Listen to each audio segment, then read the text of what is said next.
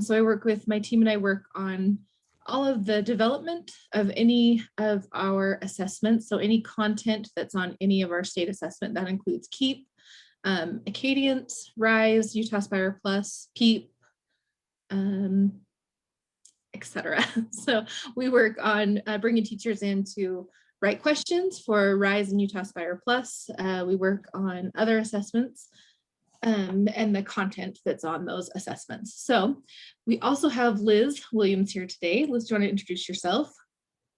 Yeah, good morning. Sorry, I'm trying to monitor the waiting room, let everybody in. I am Liz Williams. I'm the Elementary ELA Assessment Specialist at the Utah State Board of Education.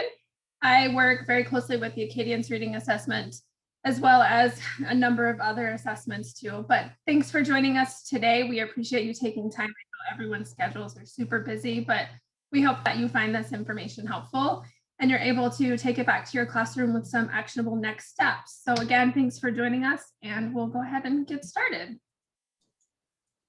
Thank you, Liz.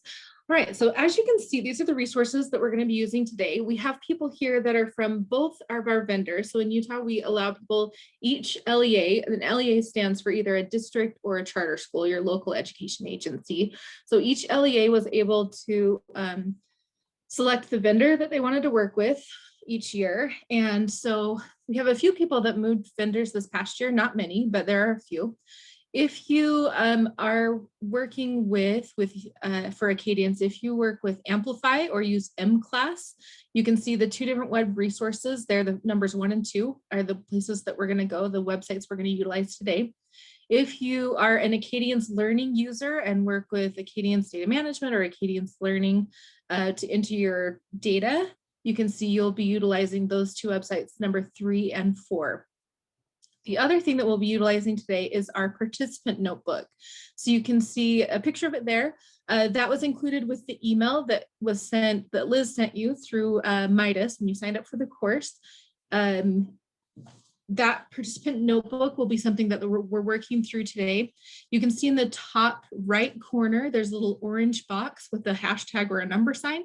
That signifies the number, the page number that we'll be working off of in the participant notebook. So if you ever see that orange box up in the top, that will be the participant notebook page that we're working from. And let's see, make sure that's all we have on this page. I do see Sarah McCarty. Thank you, Sarah, for joining us today. So you can see, Sarah, do you want to introduce yourself? Sure. Hello, everyone. I'm Sarah. I partner with the educators in Utah using MClass for the Acadience Reading Assessment and work closely with the State Board of Education. I'm excited to be here today. Should you have any questions about where to find the data in MClass, let me know. Thanks for letting me be a part of the day. Thank you, Sarah.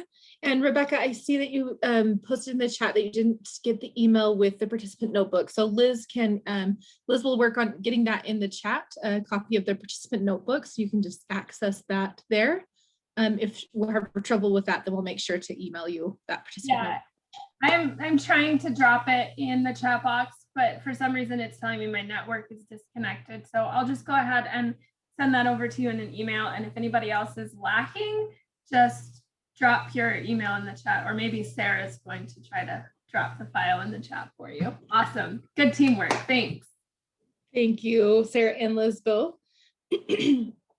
Okay, so our objectives for today, we are, first of all, we're going to be but we'll be talking a little bit and reminding you about what we discussed 2 weeks ago. So this is actually the second session of a workshop. There was a workshop 2 weeks ago. If you were not able to attend that session, that's okay. We're glad you're here today. But if you weren't able to attend and you're curious about those resources and materials, you can access that. There's a link in the slideshow that Liz also sent with the email, that you can access that from our USBE assessment webpage on YouTube. That was a recorded session on YouTube. You can go there and find the resources, as well as go to the USBE website and see the participant information. Okay, so we talked a few weeks ago at the MOY data analysis session where we talked a lot about the composite score analysis, the measure level analysis, and also pathways of progress. So if you were unable to attend that session and are interested in looking more into those 3 topics, we recommend you go to that resource, check us out on the assessment webpage on USBE. Our objectives for today are first to form and adjust some small groups based on the middle of year data. So we're going to be taking a look at middle of year data. We'll be looking at how to form small groups and then also how to adjust those because it really is based off of data as well as teacher professional opinion and feedback. Next, we want to make sure that we will analyze student progress monitoring information, learn how to find that progress monitoring information, and learn how to refine or target our instruction based on progress monitoring. And then we'll take a look at data analysis and use that to plan our instruction across the 3 tiers of instruction in the classroom. So we're going to jump right in and start talking about forming small groups. So we've done an in-depth analysis of the MOI data. We've determined some root causes and why the data is the way that it is. And now we're going to move into the next steps. This is the exciting part because we're going to move into the and what's next. So what do I do about it part of the data analysis. You can see on the screen, this is the Acadience 4 grid. We're going to be taking a look at a couple of different pieces of data. So there are going to be a lot of things to keep track of as we're moving through these pieces of data, but it'll be something to help us as we walk through how to assign small groups to students. So we're taking a look at, this is called the Acadience 4 grid. We'll also be looking at the classroom web reports and current MOI data as well as historical data. So there's kind of a lot to keep track of, but we're going to take it in steps. So the first thing we're going to do is assign students to small groups based on their scores from MOI and based on 2 key skills for this time of year. So each grade level has 2 different key skills that we're going to be focusing on.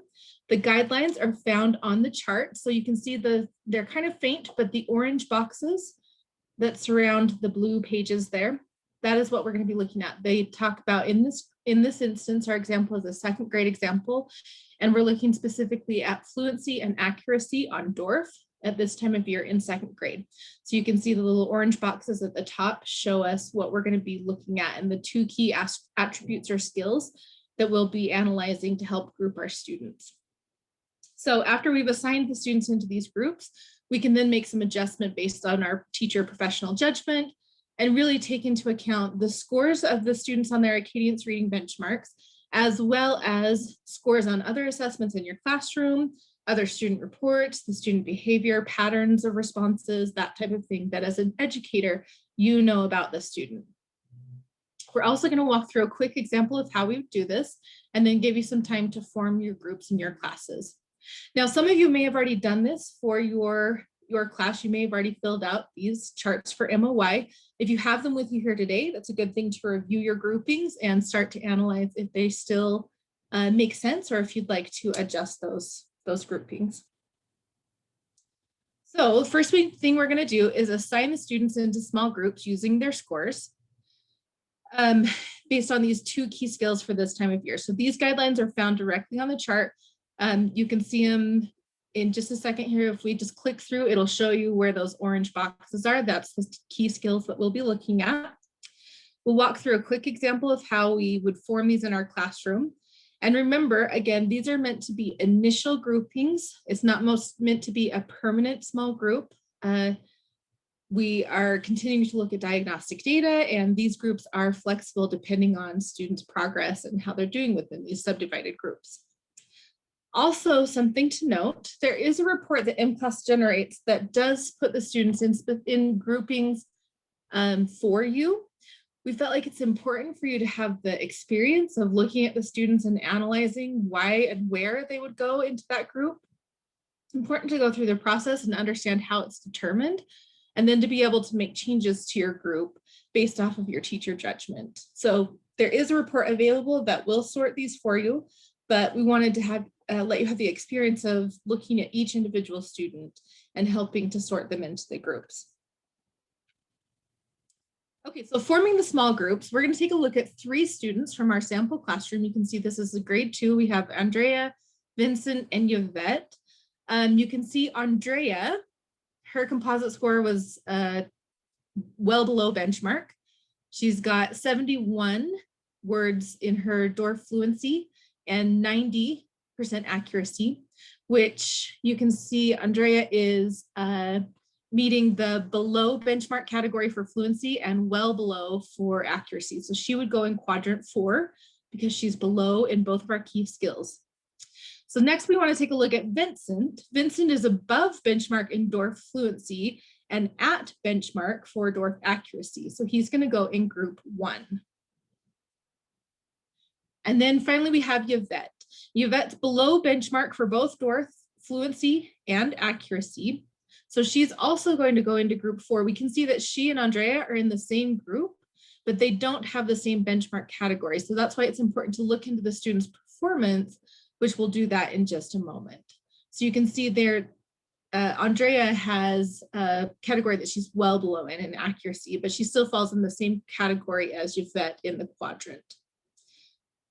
You can also see in Acadians that you can use the POP report, which is that one. Thank you, Liz, for pointing to that. Yeah, that one down in the bottom. We used this last week to sort students, or 2 weeks ago, excuse me, to sort students. You can find that same information if you're an Acadians user on that Pathways of Progress report. Okay, so we're going to give you, we'll probably take, let's start with 10 minutes and then see if we need the other 2 minutes as if people are working through sorting their groups. But we'll start with, you'll have 10 minutes to form your small groups for your class, or if you're a coach, a class you're choosing. We recommend, even if you're a coach going through this process, you can help your teachers work through this process if they're not here today. And you can help decide if there's a class that specifically you would want to support and really understand the needs of the students in that class to help support that teacher. So be prepared to share out at the end. We're going to ask you to share out some of your ahas or any of the wonderings that you may have after you complete this activity of sorting things out. So we'll take about 10 minutes. You can see the participant notebook up in the top right corner.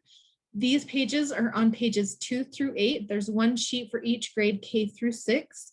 So you can find your grade for MOY and start grouping your students. Now you'll notice, sorry, one thing before you get started, you'll notice on this grade particularly, this is 2nd grade, in group 1, those are the students who are at or above in both fluency and accuracy.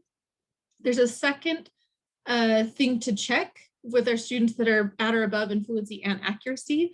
There's also a retell check. So you can see there's also a column for retell for each of those students. So as you're working through these worksheets, you'll write your student's name and which group or which quadrant they belong in based off of the results of the 2 key skills that we're analyzing.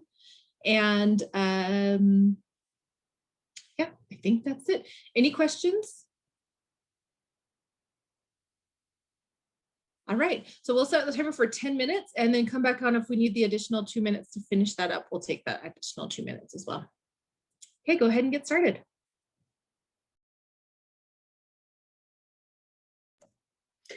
And I successfully was able to drop the handout for the participant notebook in the chat today. So if you didn't get it through the email, you should be able to download that participant notebook through the chat. Thank you, Sarah. I'm learning all sorts of new things thanks to COVID.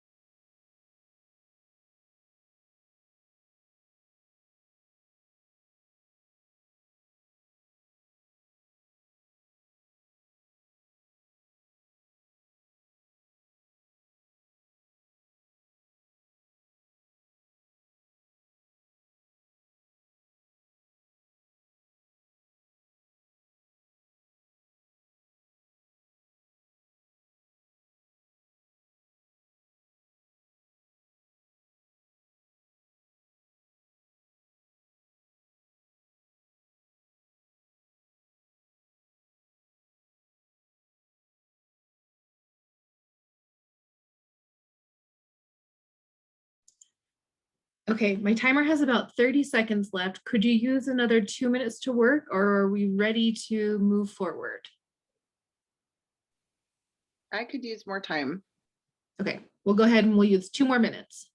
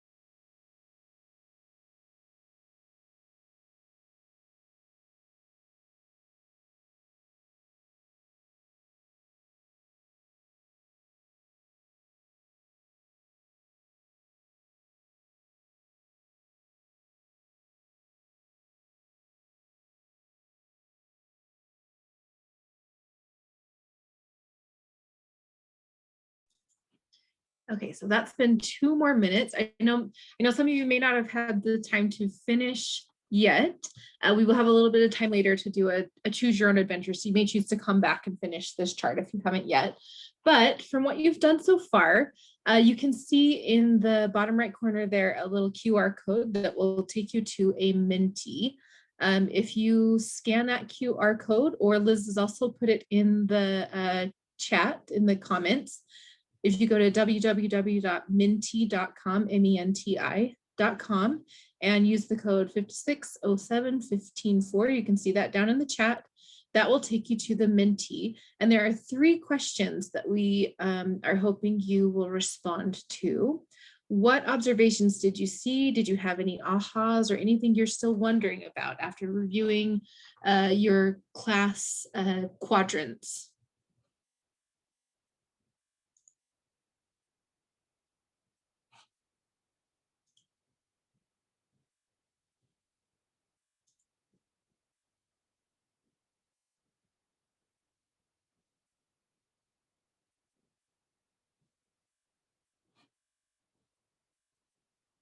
Hopefully you're able to get into the Menti code. You can also see up at the top of the screen, it's being projected, the website as well as the code to get in, if you didn't see that QR code. Any lingering questions or observations or anything you're wondering about still? Yes, how can I, tell me again how to get into the Menti code? I can't seem to get in. Yeah, no problem. So you can see up at the top, it says go to, and then the website is right there. It is www.menti.com. And then you can see the code up at the top. It is 5607154. And then that should take you to the website where you can type in your response.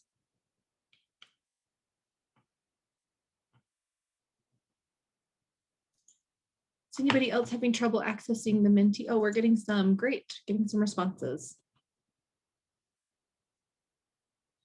Good question. Specific strategies about students who are high in accuracy, but lower in fluency. So I think that's something I'd like to come back to that. I know there are a couple of things that I've seen as resources that help work with students that have that accuracy level down. We're just trying to build up their fluency. Happy to know how to analyze data. Oh yeah, accuracy is a bit higher than fluency for another group. I think that'll be a good thing to talk about. Some recommendations for that. No students in group 3. That's interesting. Yeah, have to think about why. Yeah, the question about a student who you knew was not feeling sick the day that they had their benchmark, MOY benchmark. And I think that's a good question. It's one of those things where I would take a look as a teacher, and if the students' responses on the MOY benchmark were not consistent with what I was seeing as a teacher, I would look at possibly administering a progress monitoring to see, does this fit more in line with what I know from this student? Was it a bad day? Was the student having an off moment when they were testing? So just taking a look at progress monitoring to say, okay, yeah, this really fits more in line with what I was expecting from this student. And Sarah, did you have anything to add, or Liz, to that?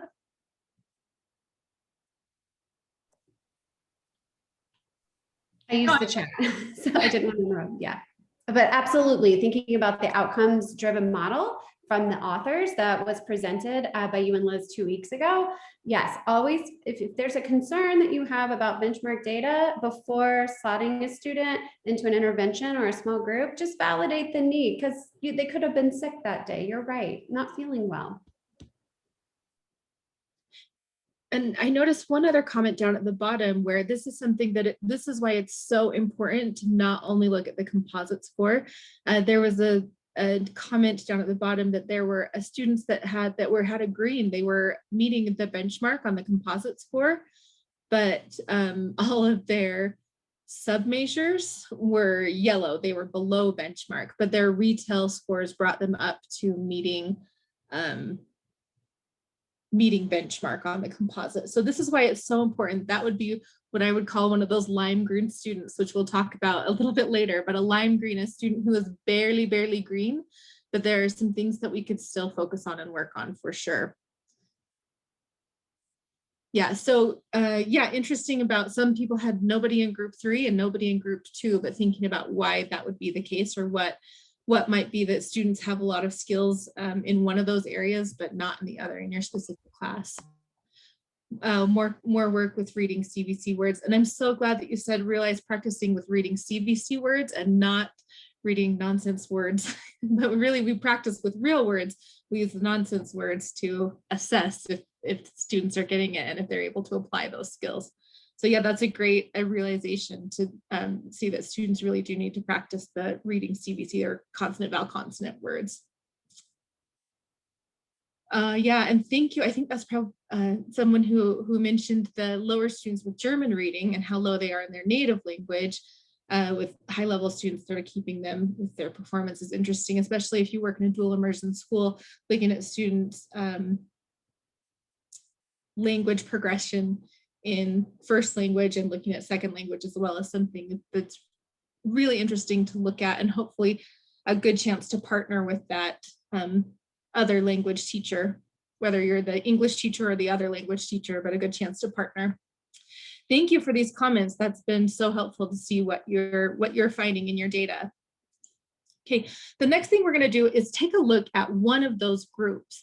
So we're going to look at one of either group 2, 3, or 4. So as you mentioned, I saw a couple of people that said they didn't really have anybody in group 2 or didn't really have anybody in group 3. Take a look at one of the groups, one of your at-risk groups in 2, 3, or 4. You're going to look at the probe level data. So we're going to look at how the students did on the different measures that we're assessing in each one of those, or excuse me, in one of those groups. So we can strategically plan some instruction for the kids within that group. So we're going to choose one of those groups, group 2, 3, or 4, and we're going to plan some instruction strategically based on how those students responded. So there's a few things we're going to be able to do next. You will be looking at the probe level information And to do this in M-Class, you're going to be looking at logging into your M-Class home and locating the student pro details and your students for the students that are in the small group. So you're going to select a student from that group. So whichever group you chose, select a student from that group to begin your analysis. And then you're going to review the student's most recent probe details for that skill. So if you're looking at door fluency, you're going to look at the student's most recent probe level details for that skill. What you're going to want to do, so you can see our example here is with our student Conan, and you can see that he had, we're going to be looking at the, I'm pointing to it on my screen and my screen wasn't following because I'm not driving. We're looking at, in this case, nonsense word fluency. He's in grade 2, nonsense word fluency. If you click on the number in that column that you want to look at, that will pop up a second screen. And that screen will show you how that student specifically responded to the assessments. You can see that in this case, Conan had some skills that he had in place already. So I want to ask these questions of the student as I look at these responses. What skills does he already have appeared to have mastered? Is this student accurate but not fluent? Does the student consistently make errors with specific sounds? So as I'm looking and reviewing this data, is there a specific sound that he continually misses or is making errors with? Looking for patterns with letter combinations or letter sounds. Does the student's errors match with one of the response patterns? So can I look at all these things? I'm going to look specifically at Conan, and would you mind either in the chat or coming off and being a brave soul to turn off your microphone, turn on your microphone, excuse me. And can you tell us, what do you notice about the patterns with Conan's errors? Anything that you would highlight as you look at how he responded to items?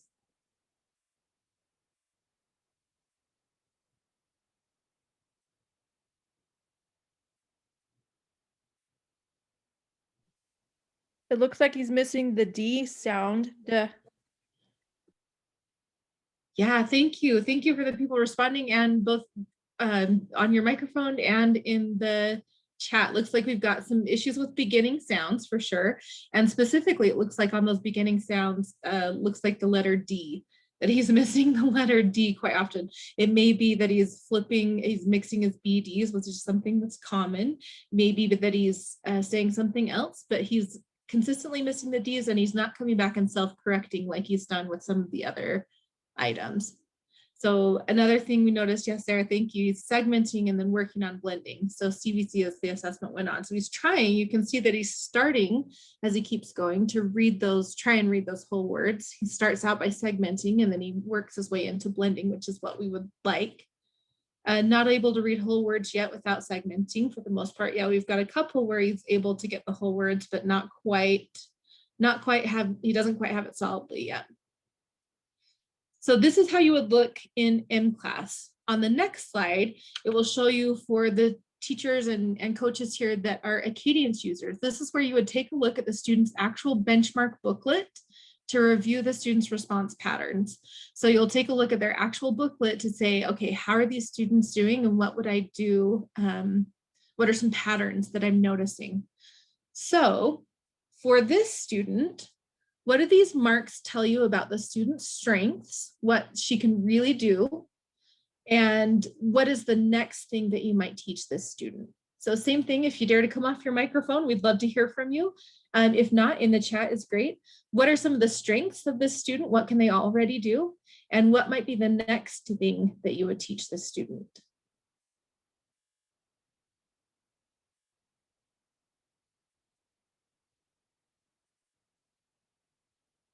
Yeah, we're pretty solid on beginning sound recognition.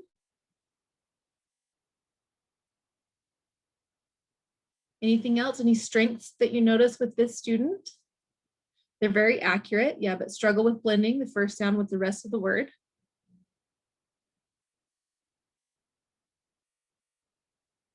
Yeah, starting to read onset and blend, so concentrate on putting the full word together. Yeah, needs to work on getting the rest of the word. Yeah, so they are chunking the word, they've got that onset, and then they're blending the rest of the sounds for the most part. There's a few where they're segmenting still a little bit, But the next steps, right, would be blending that full word, making sure that you're reading the whole word as one word. So this is a way, these two different ways are ways that we're looking at probe level detail. You'll either click on that number in the student's response on MClass, and that will pull up how the students actually responded, or you'll take a look in the benchmark booklet. Okay, we'll also take a look at historical data. So we're going to look more closely at this student specifically. His name's Gregory, to look at his historical performance to see what we can understand from looking back at how Gregory has learned. So if you click on his name, the historical data will appear, and you'll do the same historical analysis for one of your groups. So you can see with on that page, it was kindergarten, and then first grade, and then second grade. All of the years that we have historical data for Gregory, you can see all of his responses. You can find the same report in Acadians, and you'll go to the class and student report, and then you'll click on the student benchmark assessment history, and then that'll pull up the historical data report for that student in Acadians. Now, just remember a note, like we mentioned before, historical data will only be there for students who have been in the state and have been assessed in the state, and if they have been with that provider. So if they've been within your district or another district that used Amplify, you'll have that data. You may have the data if the district, if you switched from providers from Acadians to Amplify and got that uploaded. So you may not have historical data for every student, but this is where you would go to find it if it's available. So you can see the steps for getting there in Acadians. On the previous slide, you can see you click on that student's name, and the student's name will bring up that historic data. So all that is to say that we're going to take a look at both that probe level detail for each measure that we were analyzing, as well as historic level data for the students in that same at-risk group. So that same group that we're focusing on, either 2, 3, or 4, you're going to take a look at the students in that group, and we want you to take about 7 minutes to think through any pertinent information that will help you plan for that small group instruction. So kind of like how we looked at the students about Conan and Gregory, we took a look at some historical data for those students. We took a look at their probe level details and noticed, oh, wow, they need some help with blending the whole word or reading the whole word aloud. They need some help with beginning sounds or whatever it is. What do you notice about the students that might help you drive that small group instruction? So you're going to take a look for both measure 1 and measure 2, the two things that we were analyzing. So whether it was fluency and accuracy, and make some notes for your specific students in your group about which, where you would go with instruction. Then for step 3, you're going to take a look at that historical data for each of those students in that same group. You're going to notice what measures are the students struggling with most and what patterns are you seeing in their responses. So you can start to take a look at the historic data for each of those students as well.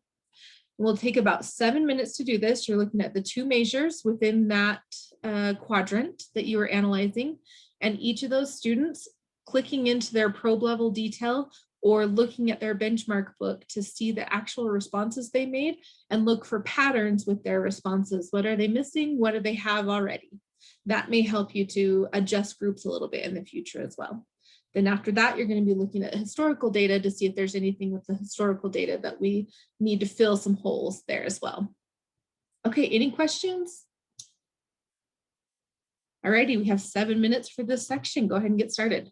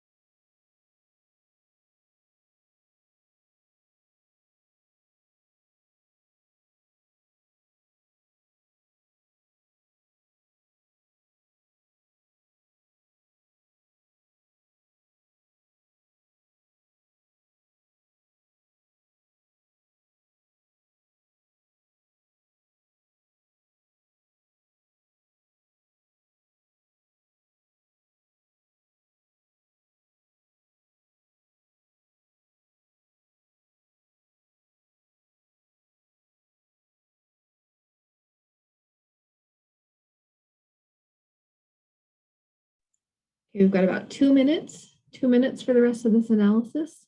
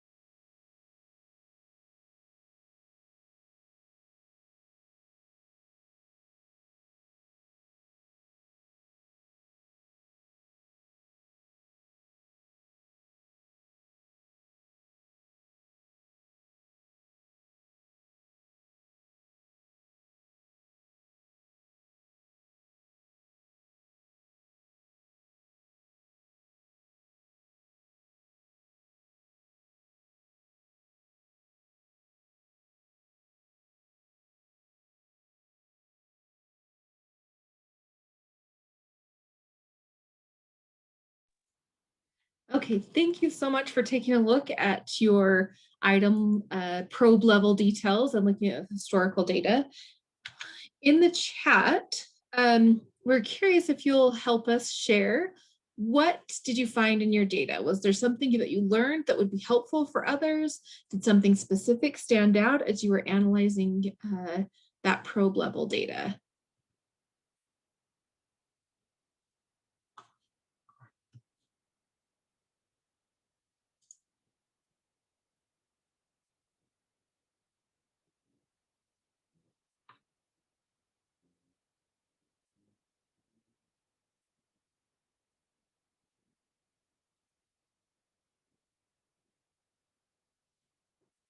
Oh yeah, spend some time still grouping the students. Yeah, that makes sense. Not sure about analyzing the right data. They had similar missed words when they read. No, I think that's the perfect thing to analyze. If there are similar words that people are missing, looking at that, maybe something, is there a specific pattern that they always are missing? Is there a specific sound or sound groupings that students are continually missing? I think those are the exact things that you would be looking for.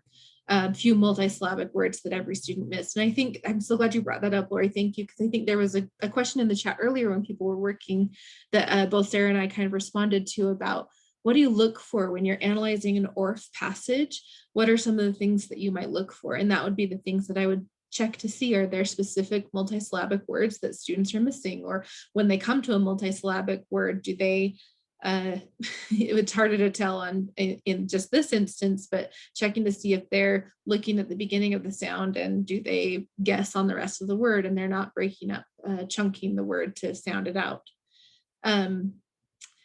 Lowest students struggling with multisyllabic words, or looking at another thing to look for with ORF is, do you have students that are skipping lines? Are they dropping the non-meaning words like of the, are they dropping those or skipping those or replacing those with other things?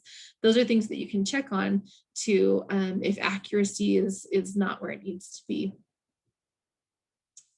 Some students who are not showing improvement historically, I think that's a great thing to look at, to say, okay, if there's something specific, this has historically been an issue for this student, which I think is a good chance to say, well, just to not say, excuse me, well, historically, this student hasn't had this happen, so it's probably not going to happen again. It's probably a good chance to say, okay, this has consistently been low, so how do I address this? And I may have to go back a few years to fill in these gaps for students.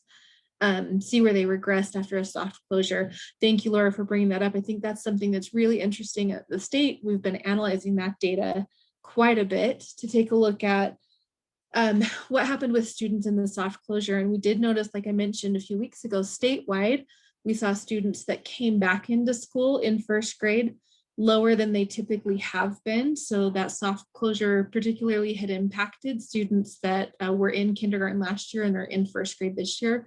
We also noticed that there were some of those similar lower than we expected students starting out second grade. So the soft closure may have really impacted some students. So how are we analyzing where students are now and what we can do to help students be successful readers? Yeah, really working to make up those skills. Thank you, Laura, for saying that. So we know this year particularly is just a change with education and what we're doing, not only just physically and in person what we're doing, but also looking at where student needs are.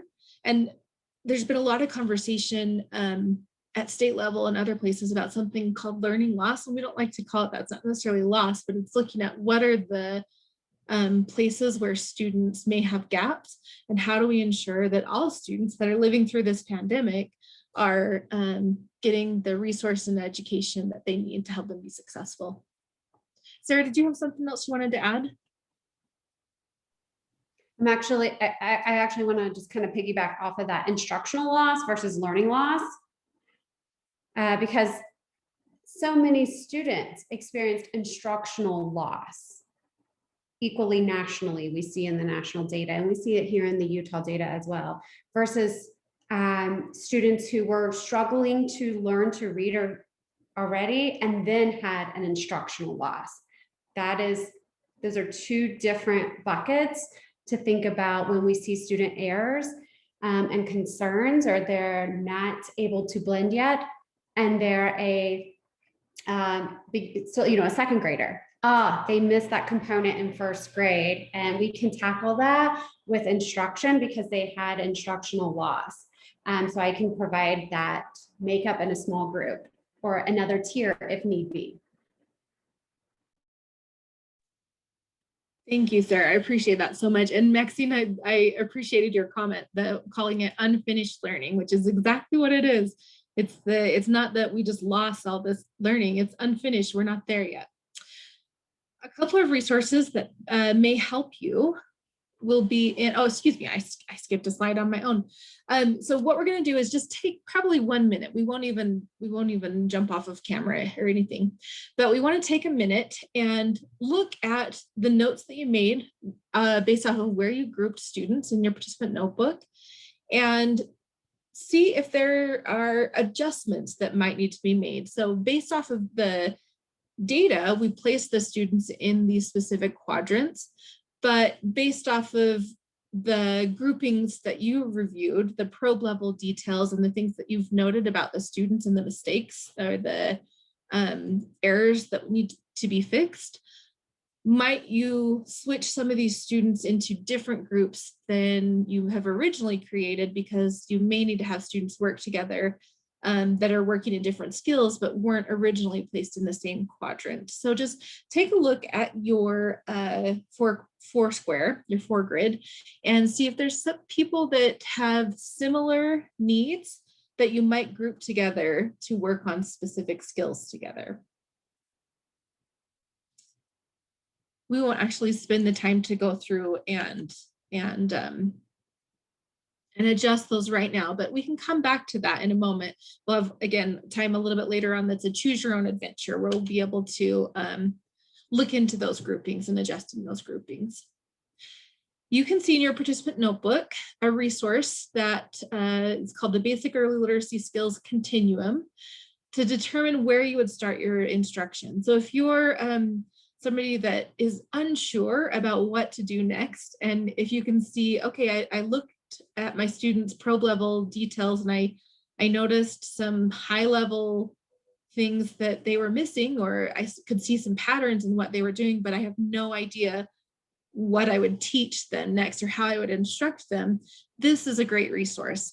So this is something that can be found on our Utah landing page on amplify.com/Utah. It's called the Big Ideas in Early Reading Continuum. If you're not sure where to start with your students, this is a great place. So you can see this continuum shows right here phonological awareness and then phonemic awareness. But then on the left-hand side, you can see the two measures that we assess early, which are first sound fluency and phonemic segmentation.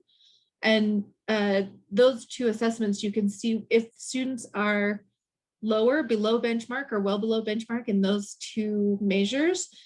Things you might teach would be isolation, identity, and categorization, or blending and segmenting. So thinking through, as I'm assessing students, what are the things that I would instruct? Because as we mentioned earlier, you don't instruct students on nonsense word fluency. That's the assessment. You instruct them in CVC words and how do I blend and segment.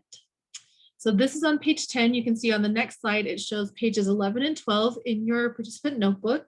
And in this case, on the right-hand side of each of those pages, you can see the different measures that are assessed in Acadian's reading and what are the specific instructional reading skills that you would instruct your students on.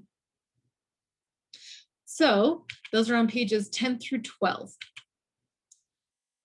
Last part of this section, on page 13 in your participant notebook, you'll see this planning group instruction, planning small group instruction. This is to help you with planning for those small groups.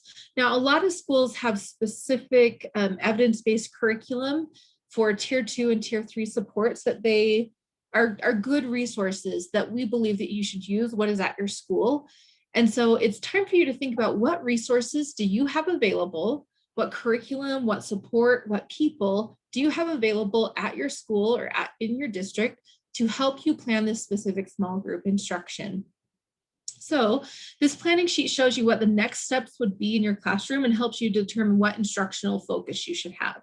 When you work on this, you're going to think about what the group needs and what instruction should look like for this group. So hopefully you've had time to take a look at some specific skills that students may need and how you might plan your group instruction for that group. You can see, you can list the students, their scores, up at the top, what specific measures you were using to identify the students and how your progress monitor.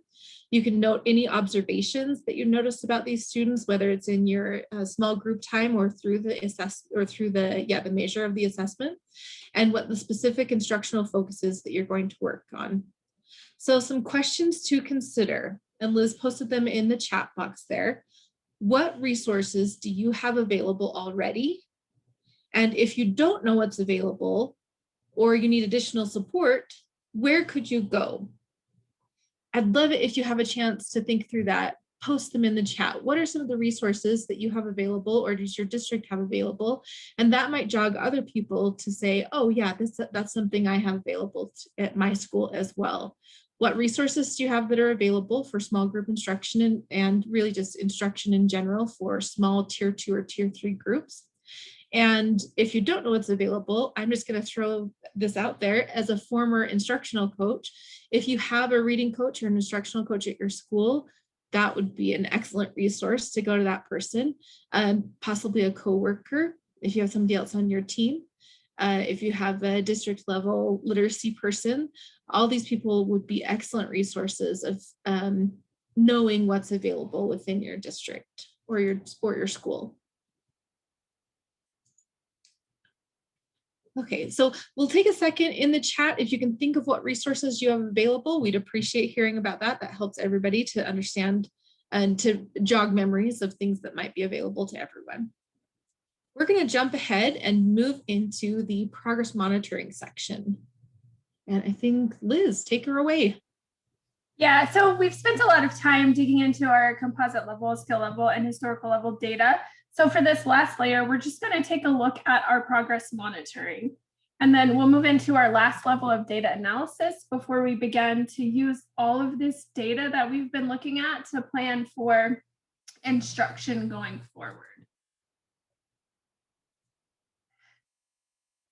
All right, so let's talk a little bit about the what and the why of progress monitoring. It's the practice of assessing students briefly but frequently on the skill areas in which they are receiving instruction. It helps us to do several things. we can determine the progress that students are making towards goals, as well as ensuring that that progress is adequate.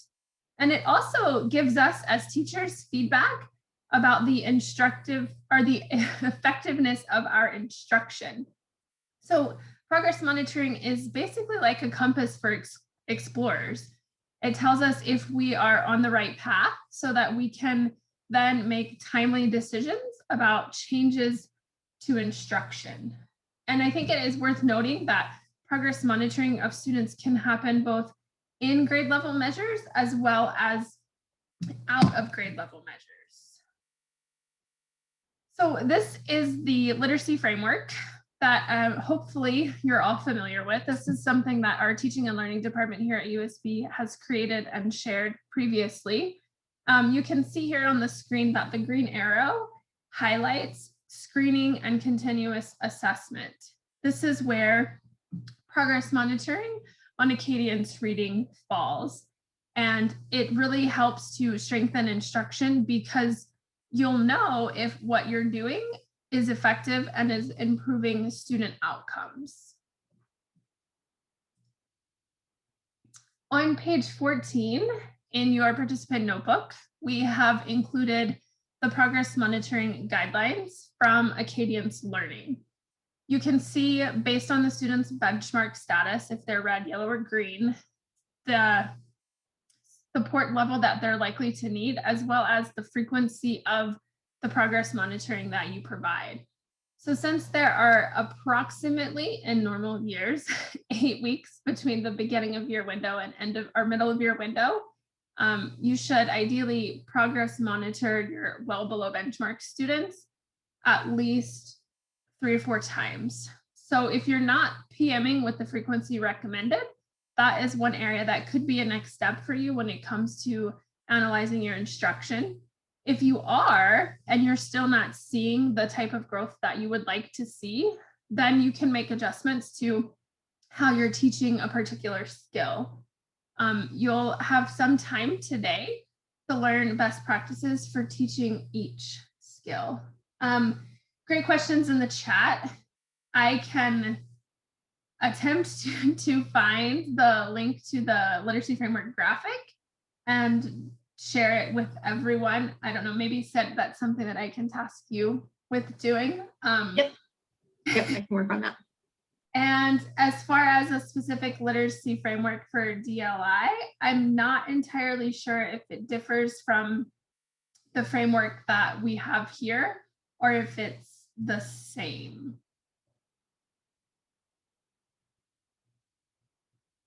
So again, these are the progress monitoring recommendations from the Acadian's Learning authors, but just know that your LEA guidelines may differ.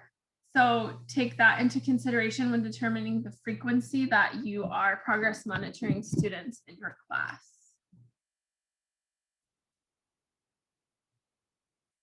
So when it comes to identifying which skills to progress monitor, it's important to remember that these skills build on each other. You want to make sure that you are progress monitoring your students on the most foundational basic skill where they are not at benchmark.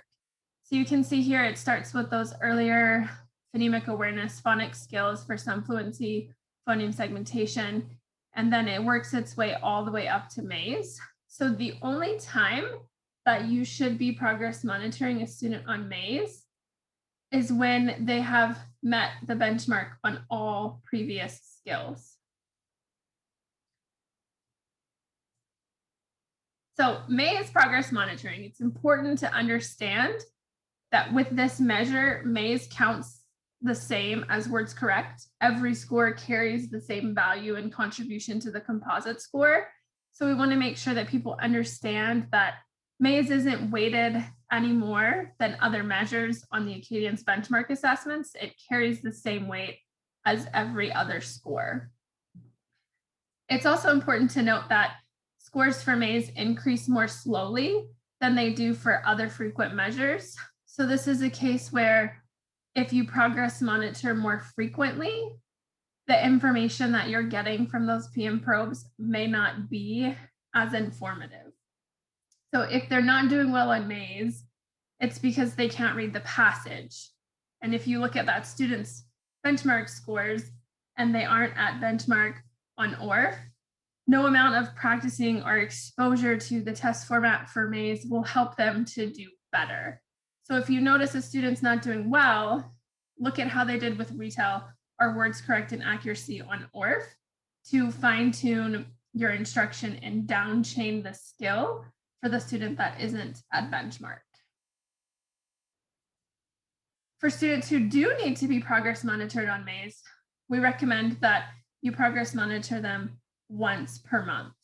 Anything more than that, it's really not going to show growth that you'll be hoping to see. So again, you should not progress monitor the entire class on the MAIS benchmark assessment unless you are exceptionally lucky and every single student in your class is at or above benchmark for every other precursor literacy skill. Also, it's important to note that out of grade level progress monitoring is very helpful and beneficial because the materials that you're using to progress monitor students should be at a level in which changes in student skills will be apparent so that you can see that progress. If the material that you're using is too difficult, then the progress is not going to be apparent. So when you PM out of grade, use the highest level of material in which change can be shown and skills that you're targeting for instruction. Here, it's important to know that MClass will automatically prompt you when a student should be progress monitored using an out of grade form, as pictured here on the screen. Grade 1 is recommended because this isn't the grade that the student is in, but the system utilizes logic to recommend where progress monitoring should take place.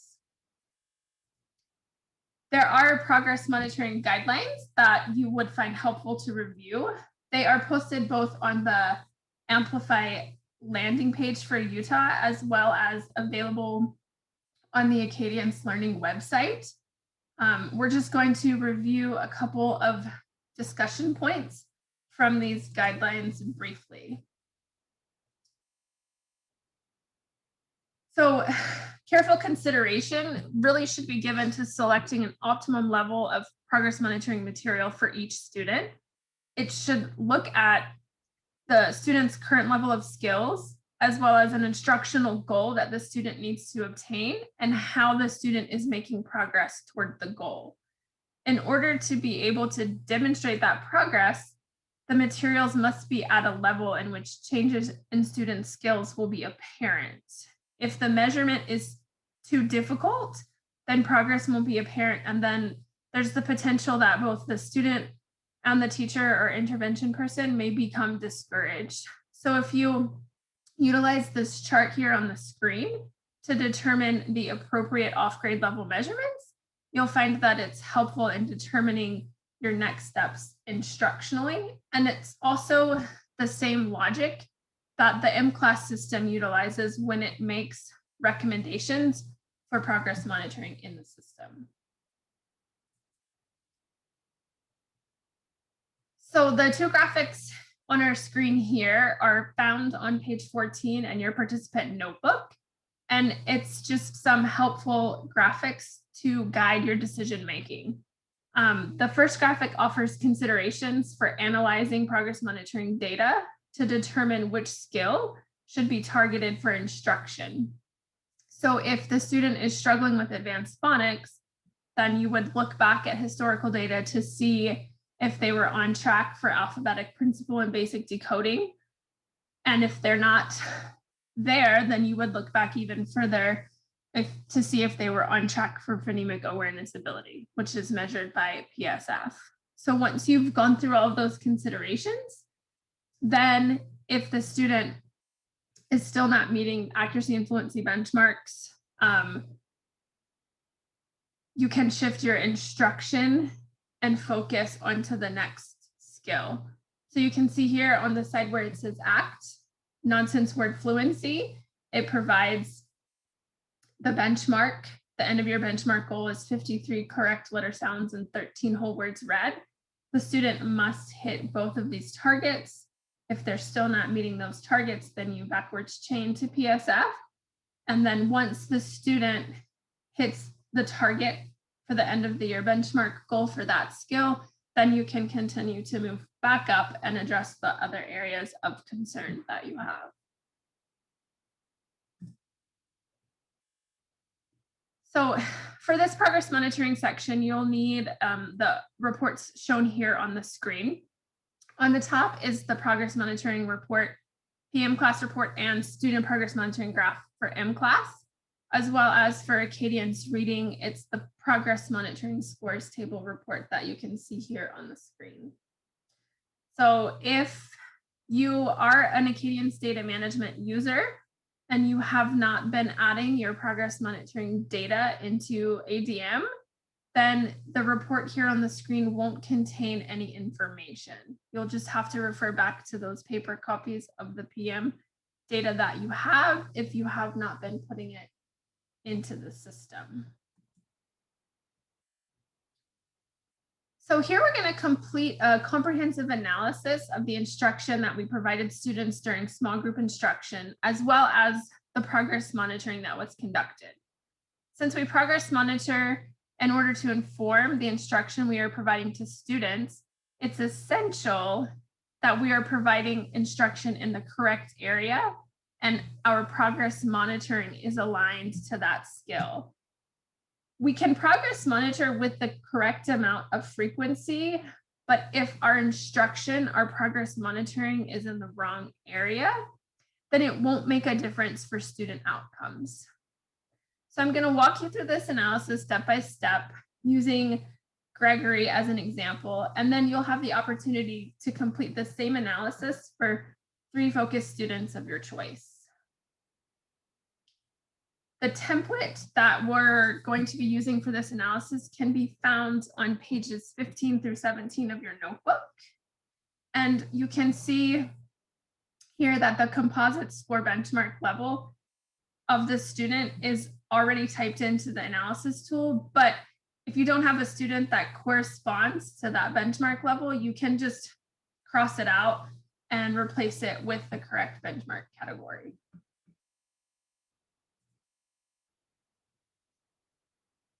So here you see this little orange box on the screen that indicates that we are looking at evaluating the effectiveness of the support we're providing. So here, in this case, Gregory, my little student, his composite score was at or above benchmark.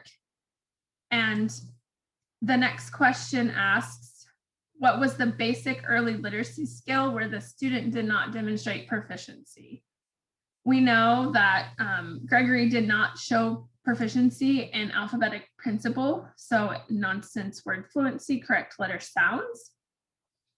And then the next question asks, the skill listed above, was it the focus of the student's small group instruction?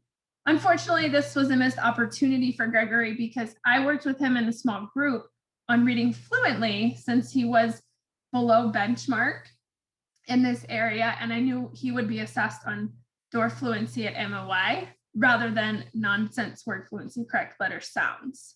So even though NWF isn't assessed at MOY, I didn't realize that I had to instruct Gregory in that area in order to make sure he could fully decode first, since that is a precursor skill to reading fluently. So no, I didn't focus my small group instruction in that area. So my next steps would be to provide Gregory instruction in advanced phonics and in the alphabetic principle.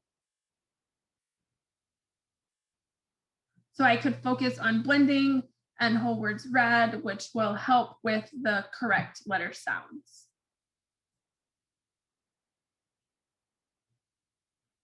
Okay, so now for this next example, let's pretend that I did instruct in the alphabetic principle. So I would write yes to answer if that was the focus of the student's small group instruction. The next question asks, did you progress monitor that area of instruction? even though I may have been instructing in the correct area, I wasn't able to adjust my instruction to meet Gregory's needs since I was PMing in a different skill. This has the potential to impact Gregory's ability to become proficient in the alphabetic principle and therefore a proficient reader. So my next steps would be to progress monitor and the skill that I am focusing on in small group, which in this case would be NWF, correct letter sounds.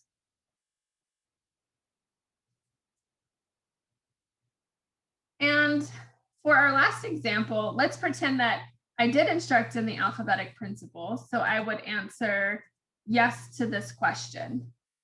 And the next question asks if the progress monitoring was in this area of instruction, and yes, it was. So we did meet the frequency, the recommendations of the authors for progress monitoring, and then I would look at that data that I've collected from progress monitoring. I would want to ensure that Gregory met the middle of your cut point for NWF at least one time throughout the progress monitoring. And then I can make changes to his groups and his progress monitoring focus areas to ensure that Gregory continues to make progress towards improved outcomes. So for Acadience users, in order to access the progress monitoring analysis, you would first click on class and student reports, and then progress monitoring scores table down at the bottom to retrieve this information. And the table will show you which students were progress monitored in which measure, as well as the frequency for each student.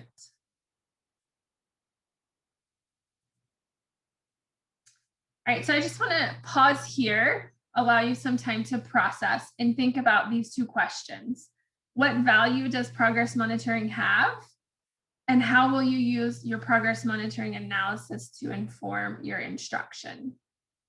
So if you want to be brave and come off of mute and talk about either these questions, the value, or how to use it to inform instruction, or type in the chat, just allow some time for processing.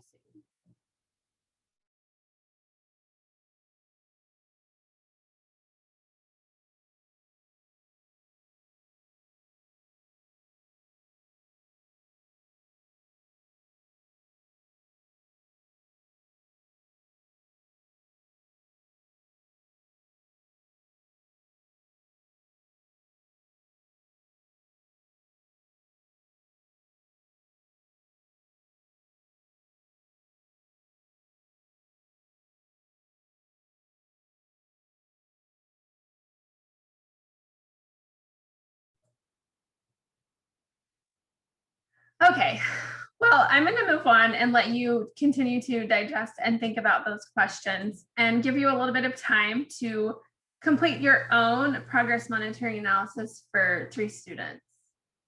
Great, thanks. Keep those chats coming in and then everybody can look through them. It looks like some really great information there.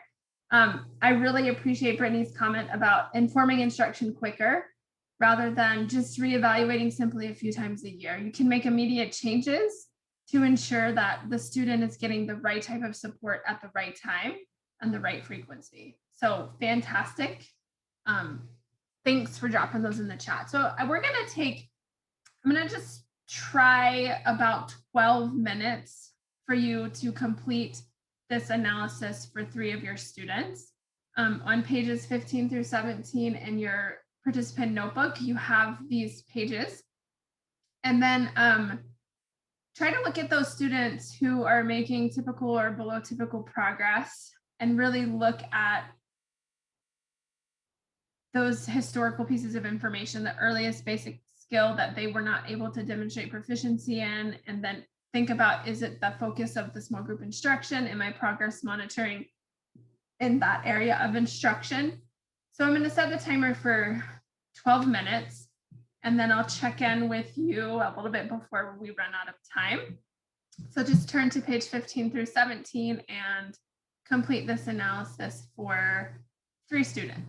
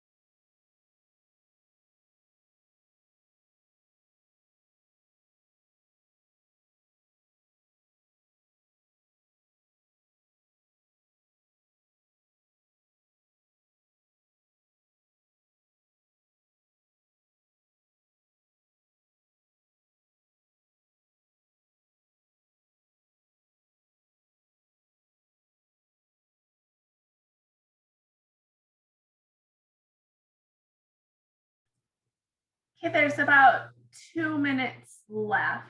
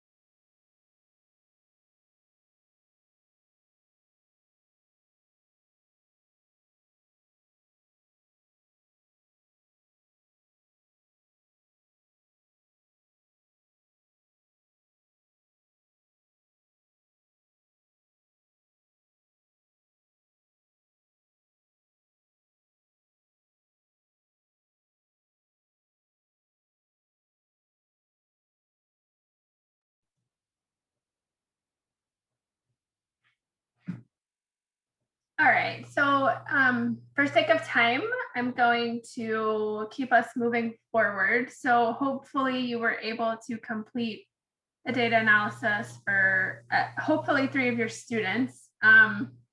Again, this is something that you can take with you after the training is over today and continue to look at it further and utilize it when you are planning small group instruction and specific areas for progress monitoring for your students. But in order to be respectful of your time today, we are going to move on to the next section in our agenda, which is really the action planning for next steps across the tiers.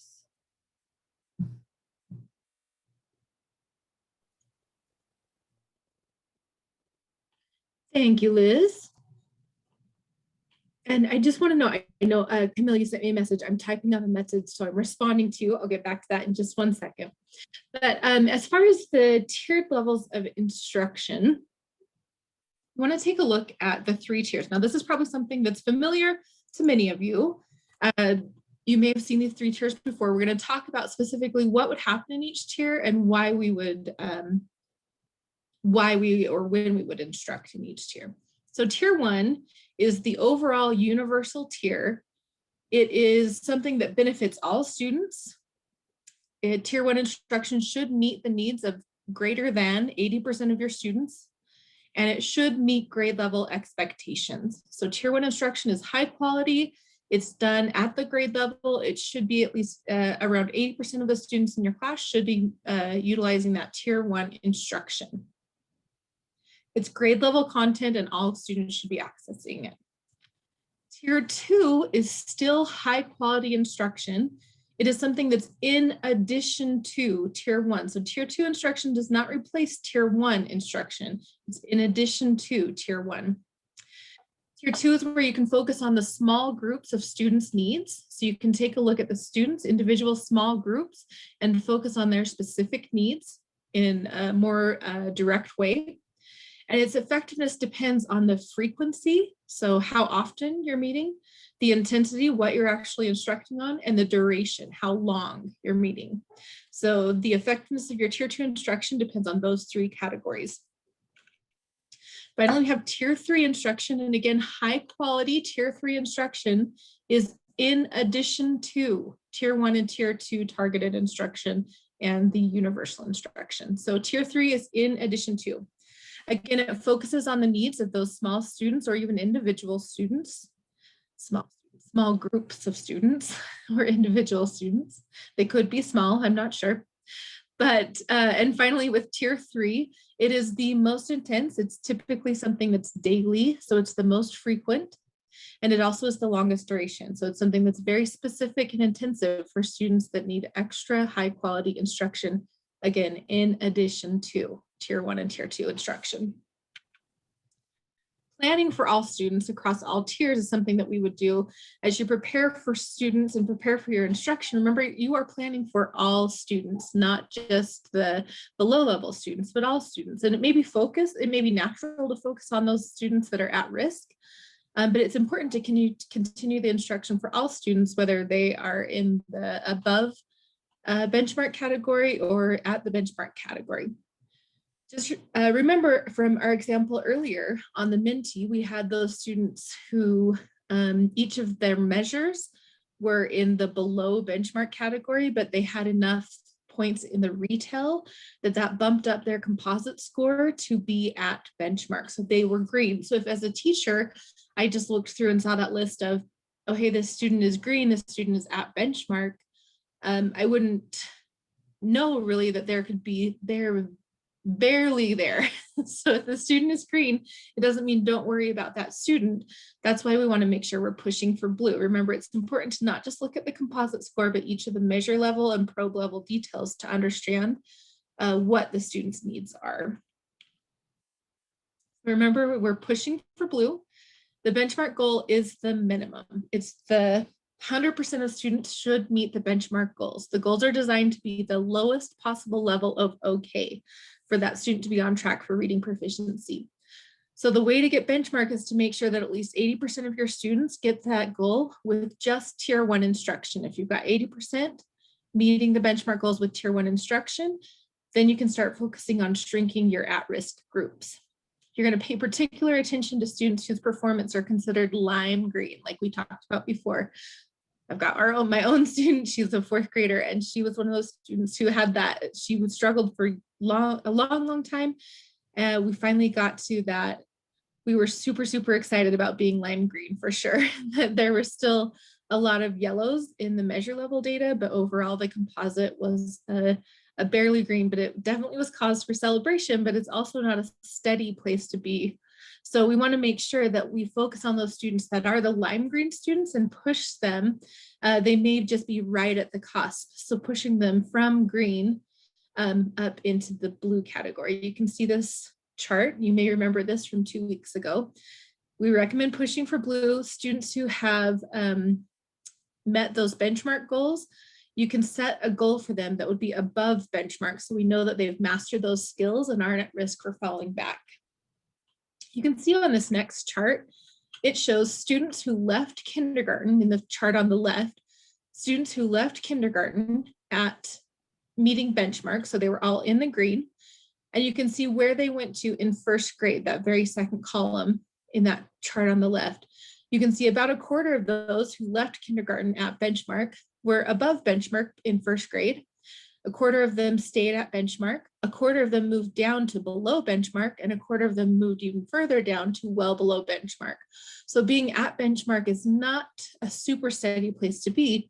But if you look at the chart on the right, you can see that students who left kindergarten above benchmark started 1st grade, the majority of them staying above benchmark, with even a fewer number of them at benchmark. You can see that if students hit that above benchmark spot, they're more and more likely for success. You can see on this next chart, a good reminder about students. If you follow the trajectories of these students who had low words per minute, you can see as the cohort progresses through the academic years, their progress continues to remain below where it needs to be, and that gap widens. So helping to push students and pushing our goals to be above benchmark helps to ensure that we've got students that are solid readers and prepared for success as readers. We're going to take a look at planning for these different tiers of instruction. So thinking about those tiers and thinking about how do I plan effective instruction at each tier level, your effective schedule and effective planning would include each of these 3 areas: the intensity or what exactly I'm teaching of the content, the frequency or how often I'm planning on these different groups. And then finally, the duration, how long are the groups that I'm working on? How long am I going to be working with students? The small group instruction occurs in all tiers. So even in tier 1, we have small group instruction that could be happening. And small group instruction with that core instruction would be expected. They're also pulled to provide tier 2 and tier 3 instruction to specific student groups. So for tier 1, those small groups, participants should be the groups that you've used to create from your 4 grid. You can use those to create your tier 1 small groups. We're going to take a look now at a choose your own adventure, and we're running very close on time. So actually, I think we're going to do, let's stick to 10 minutes for this. We'll do a 10 minutes instead of 15. But for 10 minutes, we're going to have you take a look through a couple of things. If you looked at your data and you noticed a trend that applied to a large number of students, you're going to plan for core instruction for tier 1. If you noticed you had a concerning trend for a small number of students, you would plan for tier 2 or tier 3 instruction. And if you noticed that you didn't have enough ongoing data to really make a clear picture of where the students were, you're going to create a progress monitoring plan. So before you jump into that, our next slide shows a couple of questions for you to consider. These are listed for you on page 18 in your participant notebook. But if you have less than 80% of your students that are meeting the benchmark goal, then you're going to plan for tier 1 instruction for tier 1 level group. 80% or less meeting benchmark, you're planning for tier 1 instruction. You can see those questions there that you might use to help you guide your planning. The next slide, it shows you if you have more than 80% or 80% or more of your students that are meeting benchmark, you're going to plan for tier 2 or tier 3 instruction. So you're going to start to think about the students who are not meeting benchmark, what type of support they're receiving, what type of targeted instruction they may need. So that is on pages 19 and 20, those questions for you. We're going to take 10 minutes. This is a choose your own adventure section. So in your notebook, it's pages 18 through 20. And Liz, will you flip back up 2 more slides to keep our choose your own adventure slide on the page? Thank you. You'll have 10 minutes. Here are the questions for you to determine. If you didn't finish sorting your group before, you may want to take this time. If you've got that, then you may take out your planning sheet with your instruction and start thinking about how are you going to plan for core instruction for tier 1 if you've got less than 80% of your students at benchmark? How are you going to plan for tier 2 or tier 3 if you have more than 80% at benchmark? Or if you need more data, creating that progress monitoring plan. So I have 10 minutes on the timer. We'll come back at 2:54 and wrap up.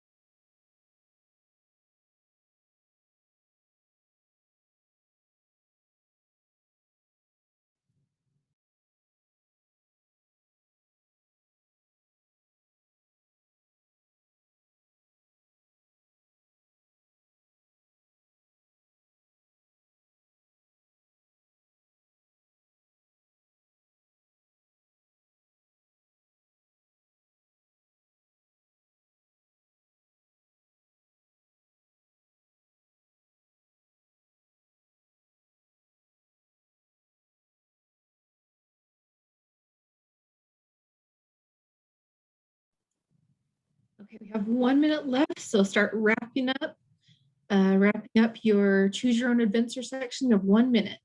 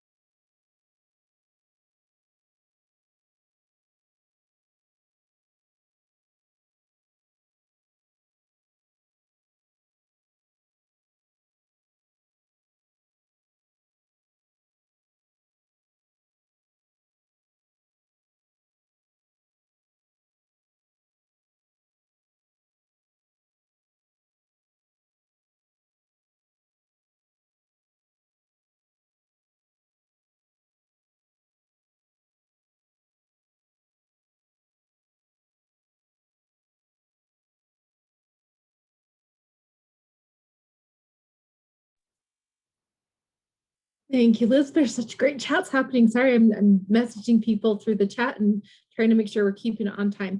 So we want to wrap things up here, but I do want you to be able to share some because we have such great feedback and insight from people. If you will go to this Menti code, so again, it's that www.menti.com. It's I think it's the same number, 5607154. You can see in the chat, Liz still has the link posted there in the chat. Will you share a next step from your instructional plan? So whether you were planning for progress monitoring and creating more effective progress monitoring plans, if you were planning for tier 2 or tier 3 instruction, or if you're planning your tier 1 instruction, what is one of your next steps for from your instructional plan? Would you share that in the Menti, please?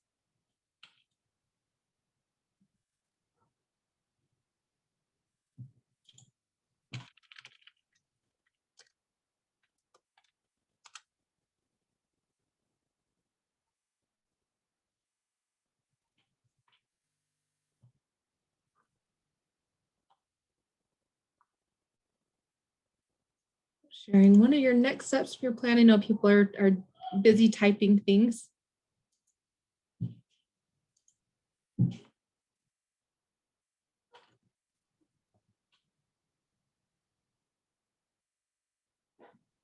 Love seeing some of these next steps. Thank you all. Reading CBC words with the whole group every day, and as morning work 2 to 3 times a week. So getting lots of additional practice with reading those words. Guided reading groups and reading with fluency for all those groups, something that you probably noticed in your data. More in-depth basic reading skills. Yep, it's so important looking, and I think that's the nice thing about doing some of these data analysis and really looking at how students responded. It gives you a good picture of, okay, this is how I see what they're missing, so it helps me to guide my instruction. Probably a coach helping teachers plan that tier 2 instruction with more depth and thinking about the intensity, the duration, and the frequency. Reviewing those 3 tiers and using MClass to make sure you've appropriately grouped and targeted. That's a great next step. Thank you. I know we'll keep those coming. I know we're getting close to the end here, and Liz, I think, is going to wrap things up for us. But if you wouldn't mind keeping those Menti ideas coming, I think it's helpful to review what other people share and to be able to write down those ideas that you may want to borrow.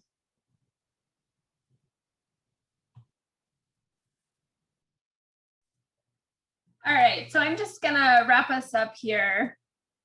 There are some closing reflection questions on page 21. We had originally slotted a little bit of time to have a group discussion around this, but we just want to be respectful of your time. So I would highly recommend that you read over these questions on page 21 in your notebook and really think about next steps that you're going to take, resources that you might need to seek out help with, and last, but I think really important piece, to make sure like you're thinking about what type of success that you will see at the end of the year as a result of your actions that you've come up with today. So again, highly encourage you to complete those reflections. on page 21 in your participant notebook. Just a couple of spaces where you can go to get support if you are an M-Class user.